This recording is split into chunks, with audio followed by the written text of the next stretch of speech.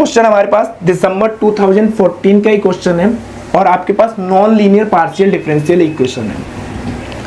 तो जब भी आपके पास non linear partial differential equation में कॉची प्रॉब्लम को सॉल्व करना होगा आपको, तो आपको कुछ स्टेप फॉलो करने होंगे। जैसे कि आपके पास कंप्लीट इंटीग्रल आया suppose x by z a comma b equals to 0, तो आपके पास जो इनिशियल कंडीशन गिवन है उनकी पैरामेट्रिक फॉर्म में गिवन होंगी, तो वो आप यहाँ पुटअप करेंगे x not t, y not t, z not t और आपके पास जो भी a comma b equals to 0।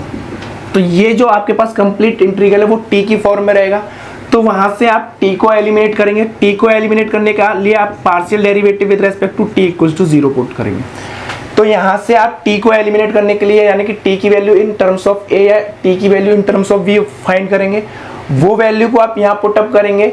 तो वो वैल्यू जब आप यहाँ पुट करेंगे तो यहाँ से आपके पास a और b में एक रिलेशन मिलेगा, a equals to phi of b मिलेगा या b इक्वल्स टू आपके पास फाई ऑफ a मिलेगा, यानी कि a और b में एक रिलेशन मिल जाएगा आपको। इस रिलेशन को आप गिवन इक्वेशन जो कंप्लीट इंटीग्रल है वहां पुटअप करेंगे। वहां पुट करने के बाद आपके पास सारा जो भी है a में आर्बिट्री कांस्टेंट रहेगा सिर्फ ओनली 1। फिर आप यहां से a को एलिमिनेट करेंगे with respect to partial derivative with respect to a equals to 0। तो वहां से आपके पास a एलिमिनेट हो जाएगा। तो जो गिवन सॉल्यूशन होगा आपके पास वो non linear partial differential equation को सेटिस्फाई कर रहा होगा और गिवन कंडीशन को सेटिस्फाई कर रहा होगा। जैसे कि हमारे इस क्वेश्चन में दिसंबर 2014 में नॉन लीनियर क्वेश्चन है आपके पास पीडी का और वो भी कॉची प्रॉब्लम में। तो आपके पास गिवन पार्शियल डिफरेंशियल इक्वेशन है P square plus Q equals to 1 और आपके पास कंडीशन गिवन है u at x comma 0 equals to X square. यहाँ आपके पास q का जो मीनिंग है वो del u over del t है, यानी कि आपके पास independent variable x comma t है y की जगह।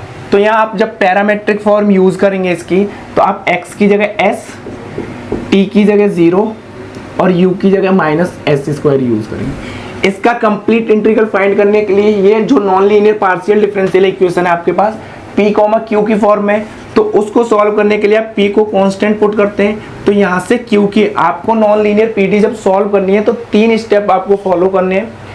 आप 4 पिट की हेल्प से सॉल्व कीजिए, चाहे आपको अगर इन जनरल फॉर्म पता है कि आपके पास कौन कौन सी फॉर्म है तो वहां से भी आप डायरेक्टली क्वेश्चन को सॉल्व कर सकते हैं। तो जब 4 पिट की हेल्प से आप क्वेश्चन को सॉल्व कर रहे हैं इक्वेशन की हेल्प से, तो आपको एटलीस्ट p या q की वैल्यू फाइंड करनी होती है, फर्स्ट स्टेप आपके पास। तो 4 पिट इक्वेशन की हेल्प से आप एटलीस्ट p या q की वैल्यू फाइंड करेंगे। उसमें से सपोज कीजिए आपने p की वैल्यू फाइंड की, तो q की वैल्यू फाइंड करने के लिए आप गिवन पार्शियल डिफरेंशियल इक्वेशन का यूज करेंगे। फिर वहां से आप जो भी टोटल डेरिवेटिव है dz equals to p into d x plus q into d y, यहाँ पे पुटअप करेंगे p एंड q की वैल्यू और बोथ साइड इंटीग्रेट करके सॉल्यूशन फाइंड करेंगे। अब आप ऐसा क्यों करते हैं कि एटलीस्ट p या q की वैल्यू फाइंड करते हैं? क्योंकि आपके पास यहाँ 2 इंडिपेंडेंट वेरिएबल होते हैं x और y, और आपके पास कंप्लीट इंटीग्रल की डेफिनेशन होती है कि जितने आपके पास इंडिपेंडेंट वेरिएबल होते हैं उतने ही आपके पास आर्बिट्री कांस्टेंट होते हैं। अगर सपोज कीजिए आपने p की वैल्यू कांस्टेंट में फाइंड की है और q की वैल्यू भी इन दूसरे कांस्टेंट की वैल्यू फाइंड की है, तो 2 कांस्टेंट आपके पास यहीं इंट्रोड्यूस हो जाएंगे। जब आप एक इंटीग्रेशन करेंगे तो एक थर्ड कांस्टेंट और आपके पास ऐड हो जाएगा। तो यानी कि गिवन सॉल्यूशन में या सरफेस में आपके पास 3 आर्बिट्री कांस्टेंट होंगे, तो वो आपके पास कंप्लीट इंटीग्रल हो नहीं सकता। दैट्स व्हाई हम क्या करते हैं, एटलीस्ट p या q की वैल्यू फाइंड करते हैं, उसको गिवन पार्शियल डिफरेंशियल इक्वेशन में पुटअप करते हैं, तो वहां से q की वैल्यू फाइंड करते हैं। अभी तक हमारे पास एक आर्बिट्री कांस्टेंट है, जब आप इंटीग्रेट करते हैं तो सेकंड आर्बिट्री कांस्टेंट इंट्रोड्यूस होता है, तो वो आपके पास कंप्लीट इंटीग्रल बनता है। तो यहाँ से आप p की वैल्यू कांस्टेंट पुट की, तो q की वैल्यू आपके पास क्या मिलेगी 1 माइनस a स्क्वायर। अब आप इसको टोटल डेरिवेटिव में पुट करेंगे तो that is du equals to p into d x plus q into d t. तो यहाँ से आपके पास जो कंप्लीट इंटीग्रल मिलने वाला है वो क्या मिलेगा, u of x comma t equals to a into x plus 1 minus a square into t plus some constant b। ये आपके पास कंप्लीट इंटीग्रल है। अब आप इसका f of x t u a b की फॉर्म में लिखेंगे तो क्या मिलेगा, ax plus 1 minus a square into t plus b minus u equals to 0, ये मिलेगा। अब आप पैरामेट्रिक इक्वेशन फॉर्म करेंगे जो आपके पास गिवन कंडीशन गिवन है, यानी कि x की जगह आप क्या पुट कर रहे हैं s, t की जगह 0, u की जगह minus s square a comma b। तो यहाँ से आपके पास इक्वेशन कन्वर्ट होगी as ये 0 हो जाएगा plus b minus s square put करेंगे तो plus s square equal to 0। अब आप क्या करेंगे, इसका partial derivative with respect to s करेंगे और s को एलिमिनेट करके 0 पुट करेंगे आप यहाँ से। इसको आप इसकी इक्वल पुट कीजिए अभी, तो आपके पास यहाँ से क्या मिलेगा a plus 2s equal to 0। तो s की वैल्यू आपके पास क्या मिली माइनस के a/2। अब इसको वैल्यू को आप यहाँ पुट करेंगे इक्वल टू 0। तो इसको जब वैल्यू को आप यहाँ पुट करेंगे तो a की जगह आप क्या यूज कर रहे हैं, सॉरी s की टर्म में जो s की वैल्यू हमने क्या फाइंड की यहाँ से माइनस a/2। अब आपने पैरामेट्रिक फॉर्म क्या बनाई थी f of s 0 minus s square a, b आपके पास क्या था as ये 0 था plus b minus plus s square equal to 0। तो यहाँ s की वैल्यू पुट करेंगे तो यहाँ से क्या मिलेगा a into minus a/2 plus b plus s square की जगह a²/4 इक्वल टू 0। तो इसको जब सिंप्लीफाई करेंगे तो b इक्वल टू आपके पास क्या मिलेगा a²/2 minus a²/4 that is आपके पास क्या मिलने वाला है a²/4। अब आपने b एंड a में रिलेशन फाइंड कर लिया। अब b की वैल्यू आप यहाँ पुटअप करेंगे तो यहाँ से आपके पास क्या मिलेगा a²/4। अब आपके पास इस सॉल्यूशन में a आर्बिट्री कांस्टेंट है। अब आप a को एलिमिनेट करेंगे, जब a को एलिमिनेट करेंगे तो यहाँ भी आपके पास क्या b की जगह पुट कर देंगे a²/4। अब a को एलिमिनेट करके a की वैल्यू फाइंड करेंगे, फिर आप यहाँ पुटअप करेंगे तो वो आपके पास non linear partial differential equation का सरफेस होगा जो गिवन कर्व से पास हो रहा होगा। तो यहाँ से आप partial derivative with respect to a करेंगे, उसको 0 के इक्वल पुट करेंगे। तो यहाँ से क्या मिलेगा आपके पास x, एक का partial derivative with respect to x करेंगे minus 2at plus 2a/4 equal to 0, ये मिलेगा आपके पास। तो यहाँ से आप जब इसको सिंप्लीफाई करेंगे ये s की वैल्यू आपके पास 2a/4, ठीक है। तो यहाँ से जब इसको सिंप्लीफाई करेंगे तो आपके पास क्या है a/2 minus 2at plus x equal to 0 that is आप क्या करेंगे a कॉमन आउट लेंगे तो 1/2 minus 2t plus x equal to 0, ये मिलेगा आपके पास। तो इसको जब सिंप्लीफाई करूंगा मैं माइनस साइन कॉमन आउट ले लूंगा तो minus a/2 4t minus 1 equal to minus x। तो x से x कैंसिल हो जाएगी तो a की वैल्यू आपको मिलेगी 2x upon 4t minus 1। a की वैल्यू आपने ये ऑब्टेन कर ली। अब a की वैल्यू आप जब गिवन सॉल्यूशन में पुटअप करेंगे तो आपके पास u of x comma t क्या मिलेगा, जब आप यहाँ पुट करेंगे तो u of x comma t a की जगह 2x upon 4t minus 1 into x plus t minus a² into t। तो a² की वैल्यू आपके पास क्या रहेगी 4x² अपॉन 4t माइनस 1 का whole square into t,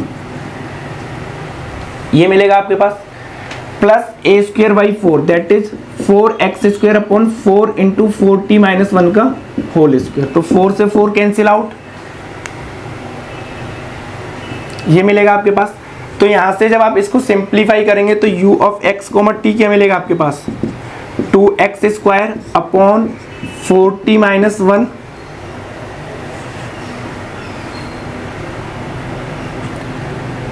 plus ये आपके पास t माइनस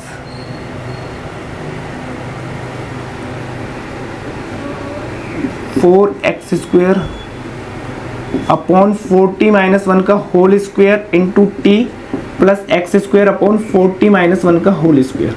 तो जब आप इसको सिंप्लीफाई करेंगे तो u of x comma t क्या मिलेगा, यानी कि 2x² into 4t minus 1 plus x² upon 4t minus 1 का whole square plus t minus 4x² t upon 4t minus 1 का होल स्क्वायर, ये मिलेगा आपको।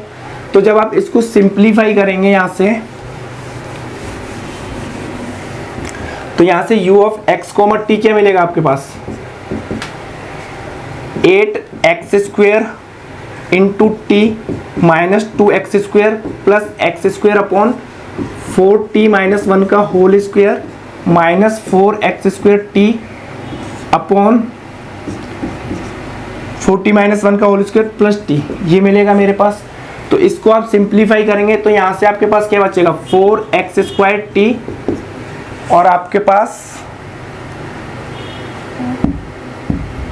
2x² माइनस के 2x² प्लस के x², तो माइनस प्लस के x² अपॉन 40 माइनस 1 का होल स्क्वायर, ये मिला आपके पास। इसको जब आपने सिंप्लीफाई किया तो u of x comma t आपके पास क्या मिला, x² into 40 plus 1 upon 40 minus 1 का होल स्क्वायर। ये आपके पास गिवन पार्शियल डिफरेंशियल इक्वेशन का सॉल्यूशन बनेगा। अब आपके पास ऑप्शन पूछा हुआ है कि u of x comma t exist for all x belongs to real number और t ग्रेटर देन 0। तो जब t की वैल्यू आप 1/4 पुट करेंगे तो आपके पास सॉल्यूशन एग्जिस्ट नहीं करेगा, तो आपके पास जो आंसर आएगा वो ए ऑप्शन फॉल्स हो जाएगा, क्योंकि t इक्वल्स टू 1/4 के लिए सॉल्यूशन एग्जिस्ट नहीं कर रहा।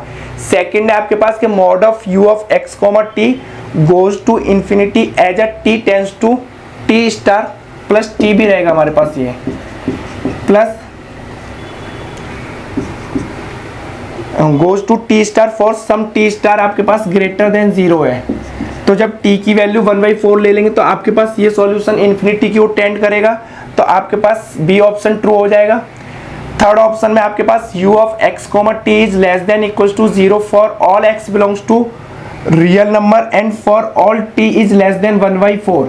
तो जब आप x को 0 पुट कर देंगे और t को 1/4 से लेस कोई भी क्वांटिटी, आपके पास ये कितना है 0.1/4 का मीनिंग क्या है 0.2 समथिंग, तो 0.1 पुट कर देंगे तो आपके पास ये क्वांटिटी क्या मिलने वाली है, पॉजिटिव। तो थर्ड ऑप्शन आपके पास फॉल्स हो जाएगा।